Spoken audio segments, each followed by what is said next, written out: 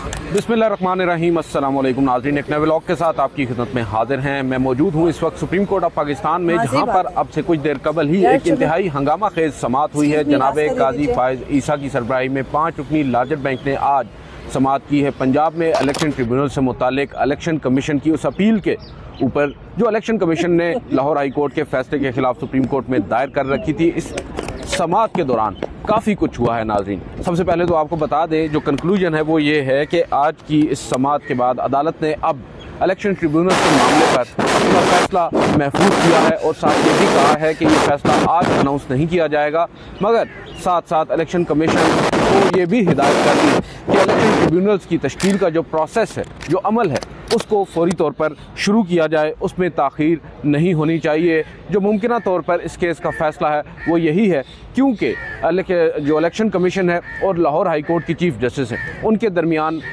बाहमी मुशावरत के बाद ये इत्तेफाक राय कायम हो चुका है कि 4 जजेज़ के नाम जो हैं वो इलेक्शन लाहौर हाई कोर्ट की चीफ़ जस्टिस ने नामज़द किए हैं, उनके नोटिफिकेशन, और 4 जो नया एक्ट बनाया है पार्लिमान ने, जिसके तहत रिटायर्ड जजेस को भी इलेक्शन कमीशन अपॉइंट कर सकता है अपने तौर पर, अपनी मर्ज़ी से। 4 अपॉइंटमेंट्स जो हैं जजेस की, ट्रिब्यूनल्स के लिए रिटायर्ड जजेस की, वो इलेक्शन कमीशन आज खुद करेगा। यानी कुल 8 ट्रिब्यूनल्स होंगे, जिनमें से 4 नाम वो होंगे जो पहले जस्टिस मलिक शहजाद साहब ने 8 दिए थे, उनमें से 4 अब जस्टिस आलिया नीलम उस पर इत्तेफाक कर रही हैं और 4 नाम इलेक्शन कमीशन अपने देगा। इस मामले के ऊपर अब सुप्रीम कोर्ट ऑफ पाकिस्तान बिलखसूस जनाब काजी फायज ईसा साहब का मानना है कि जब दोनों फरीक मान चुके हैं तो अब इस मुकदमे को निपटाने के अलावा कोई ऑप्शन बचा नहीं है। मगर असल ट्विस्ट नाज़रीन इसके अलावा है। हुआ ये है कि आज जैसे ही समाअत का आगाज़ हुआ, 11:30 बजे का वक्त मुतय्यन था, और आपको मालूम ही है इस मुकदमे में जो फरीक है, फरीक अव्वल या रिस्पोंडेंट, मेन रिस्पोंडेंट है, वो सलमान अकरम राजा हैं, जिन्होंने लाहौर हाई कोर्ट में एज पिटिशनर दरख्वास्त दायर की थी। उसके बाद इवेंचुअली लाहौर हाई कोर्ट ने फ़ैसला दे दिया और फिर इलेक्शन कमीशन ने उस फैसले को सुप्रीम कोर्ट में चैलेंज कर दिया। अब यहाँ पर उनकी हैसियत एक फ़रीक की थी। उनके अलावा शौकत बसरा समेत पाकिस्तान तहरीक इंसाफ के मुतअद्दिद जो रहनुमा हैं, जो उम्मीदवारान हैं, वो भी इस मुकदमे में फ़रीक़ैन थे।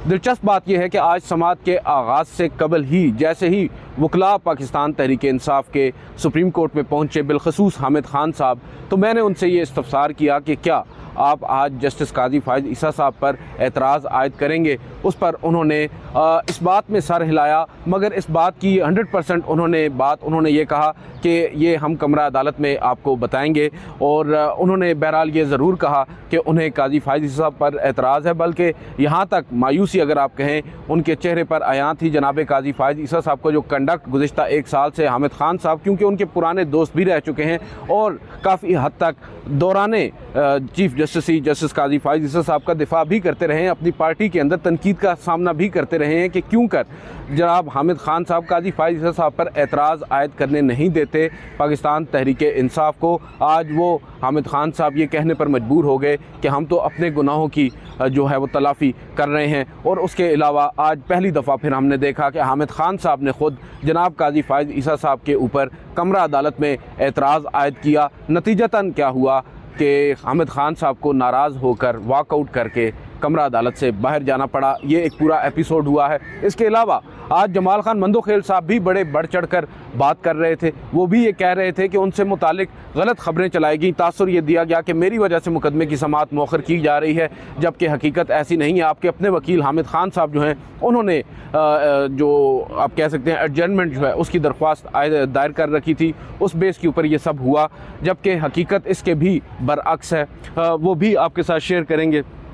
और एक चीज़ बड़ी इंटरेस्टिंग है नाज़रीन, बल्कि ये अभी हमारे सामने दरख्वास्त आ गई है, हमें दे गए हैं हामिद खान साहब के एसोसिएट, और ये दरख्वास्त आज हामिद खान साहब की जानिब से कमरा अदालत में दायर की गई है।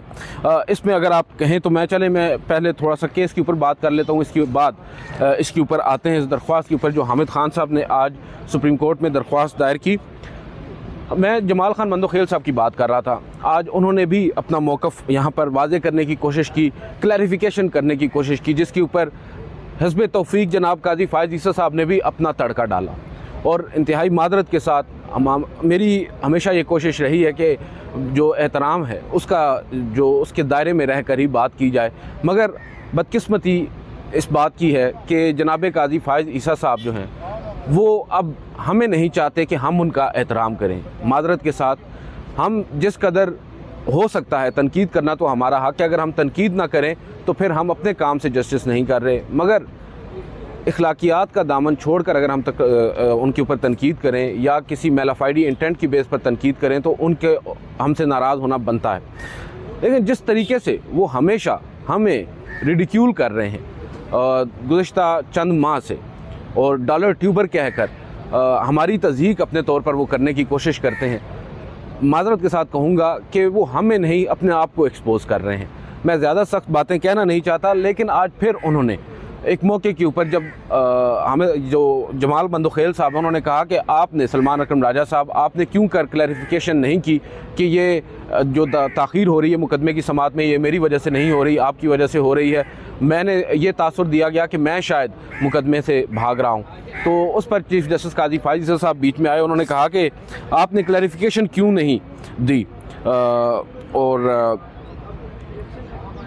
किसी में कर्टसी नहीं है। चीफ जस्टिस काजी फाइज़ ईसा कहते हैं कि अपनी गलती को तस्लीम करें। फिर आते हैं हम पर, कोर्ट रिपोर्टर्स पर, कहते हैं कि there used to be a time जब व्हेन रिपोर्टिंग वाज एक्यूरेट।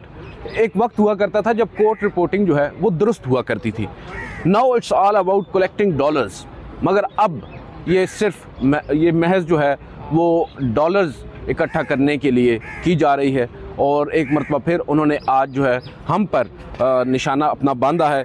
बहरहाल हम क्या कह सकते हैं, जनाब काजी फाइज़ ईसा साहब के बारे में ज़्यादा कुछ कहा भी जा सकता है, मगर मैं तो फिर भी जो एहतियात का दामन है वो नहीं छोड़ता।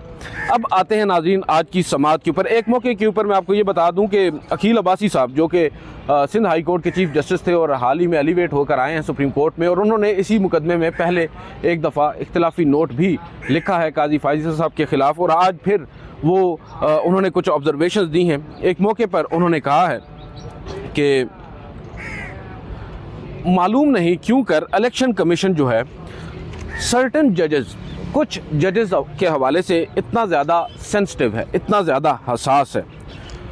कानून में कहीं भी नहीं लिखा कि भाई आप पैनल मांगें, कानून में कहीं भी नहीं लिखा कि इलेक्शन कमीशन खुद से नोटिफिकेशन जारी कर दे ट्रिब्यूनल्स का। हाँ, ये ज़रूर लिखा है कि इलेक्शन कमीशन पाबंद है चीफ जस्टिस जो मुतलका हैं उनसे मुशावरत का। आज तक ऐसा कोई मसला नहीं हुआ, मगर बदकिस्मती के साथ अब ये सब कुछ हो रहा है। अगर आपको इतना ही मसला है मुशावरत से तो आप लोग कानून बदल दें, कानून बदल दें, जजों की जान ही छोड़ दें इस मसले से। और ये उन्होंने कुछ ऑब्जर्वेशंस दिए। साथ फिर उन्होंने ये बात भी है कि काजी फाइज़ ईसा साहब के आज के इस इक़दाम की, इस फैसले की को भी सराहा है। उन्होंने कहा है कि अब देखें काजी फाइज़ ईसा साहब ने कोशिश की है और इस मसले का एक हल निकल आया है। इसके बाद जो समाअत का आगाज़ होता है वो चीफ जस्टिस काजी फाइज़ ईसा साहब ये कहते हैं कि अटॉर्नी जनरल कहाँ है, तो बताया जाता है कि वो अभी ऑफिस नहीं पहुँचे। हामिद खान साहब कहते हैं कि मैंने एक दरख्वास्त दायर की है, जिस पर चीफ जस्टिस काजी फाइज़ कहते हैं ग्रेटेस्ट ऑफ रिस्पेक्ट आपके लिए, मगर अपनी कुर्सी पर बैठ जाएं। उन्होंने कहा कि पहले हम वो ऑर्डर सुनना चाहेंगे जो गुज़िश्ता समाअत पर किया गया था। उन्होंने एजी को कहा, एडिशनल अटॉर्नी जनरल को, कि आप वो ऑर्डर पढ़ें। तो हामिद खान साहब ने कहा कि माय लॉर्ड, समाअत का आगाज़ करने से पहले मेरी दरख्वास्त को सुनना ज़रूरी है, क्योंकि उसी वक्त उन्होंने वो जो 2 से 3 सफ़हात पर मुश्तमिल दरख्वास्त है उसकी 5 कापियाँ करवा कर जो कोर्ट एसोसिएट हैं उनको दी और जजेस साहिबान को थमाने की कोशिश की। लेकिन चीफ जस्टिस ने उस दरख्वास्त को लेने से ही इनकार कर दिया, इसको कहा कि इसको रख दें। और जब हामिद खान साहब ने कहा कि माय लॉर्ड, मेरी दरख्वास्त मुतलका है आपके रिक्यूज़ल से, मैं चाहता हूँ कि आप इस बेंच में ना बैठें, लिहाजा मेरी दरख्वास्त को आप पहले सुने।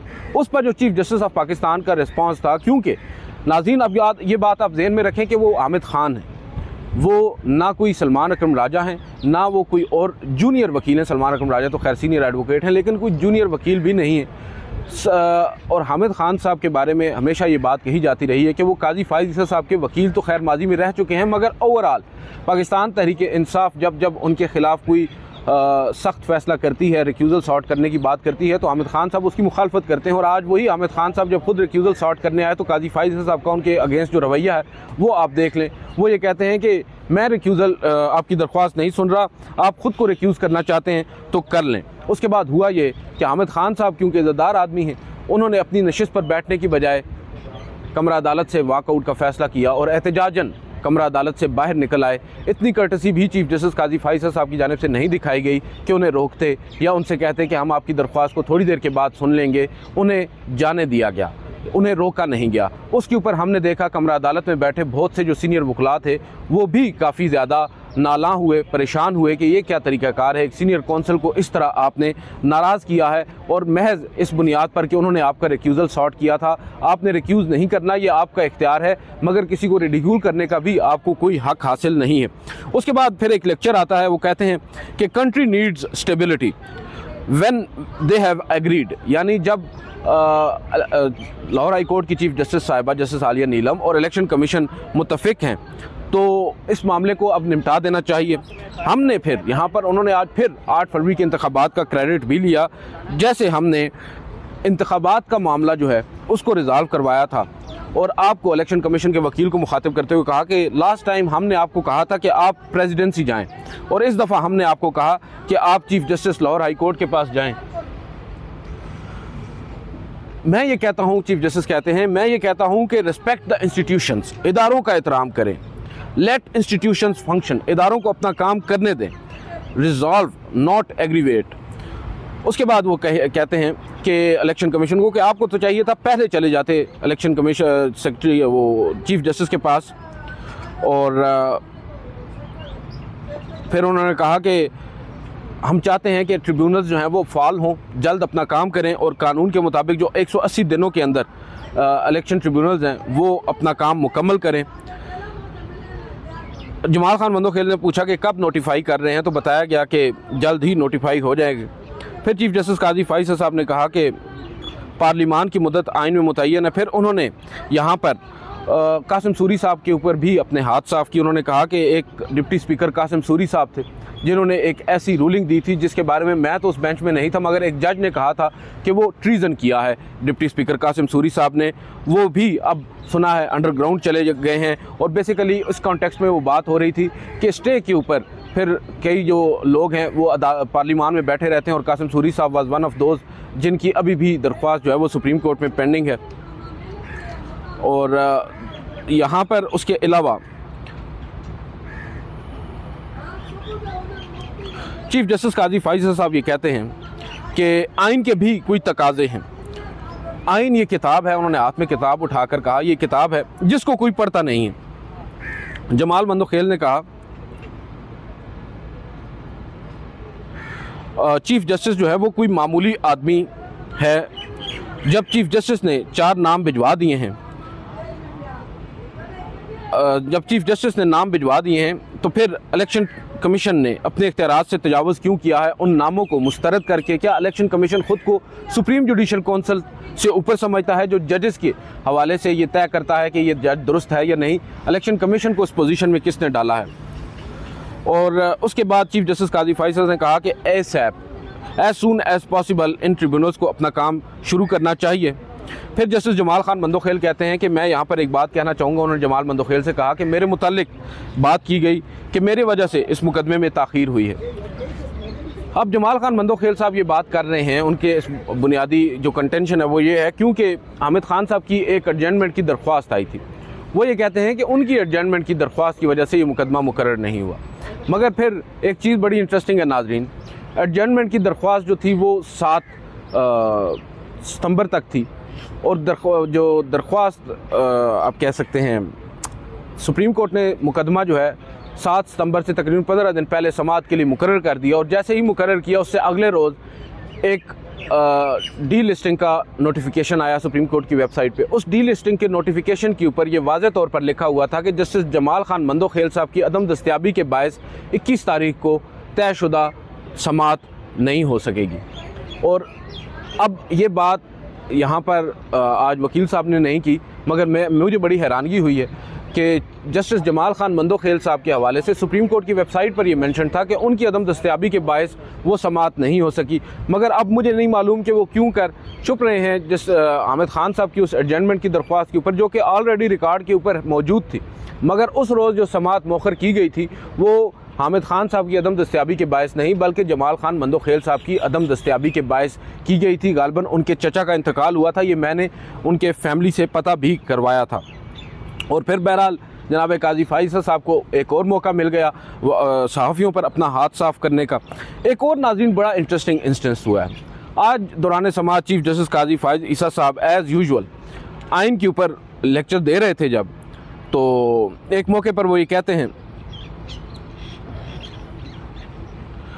कि आइन का जो आर्टिकल 5 है वो पढ़ें, तो आजकल कोई पढ़ता नहीं है, जिस पर सलमान अकरम राजा ने कहा कि माय लॉर्ड हम रोज़ाना की बुनियाद पर उस आर्टिकल को पढ़ते हैं, आप प्लीज़ आगे बढ़ें।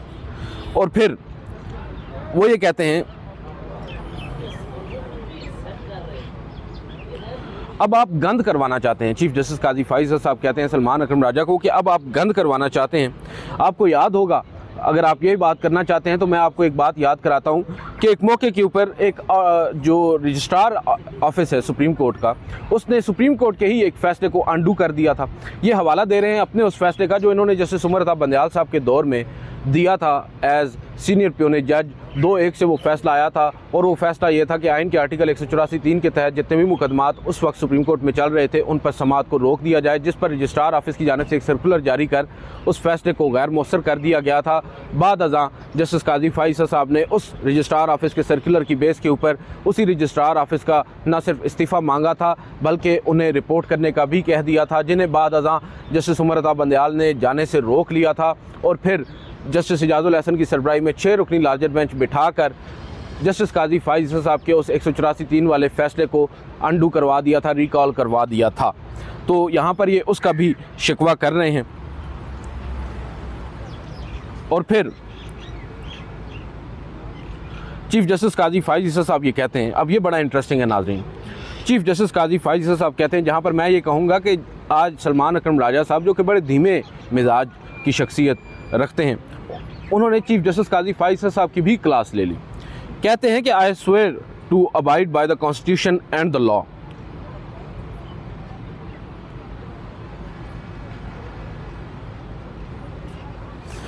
फिर उसके ऊपर वो ये कहते हैं कि जो अदालती फैसले होते हैं, जो जजमेंट्स हैं, वो हम पर बाइंडिंग नहीं हैं। जजमेंट्स के हम पाबंद नहीं हैं, हम पाबंद हैं आइन और कानून के। ये कहते हैं चीफ जस्टिस काजी फाइज साहब। उस पर सलमान अकरम राजा साहब कहते हैं, now my lord you have gone there so let me speak, मुझे बात करने दी जाए। उन्होंने कहा कि आपने एक ऐसी बात कही है जो पूरी जूरिस्प्रूडेंस के अगेंस्ट है। आप कह रहे हैं कि आप जजमेंट्स के पाबंद नहीं हैं, जबकि मैं यहाँ पर आपको एक बात ज़रूर कर दूँ। वो ये कहते हैं कि constitution is ultimately interpreted by the supreme court.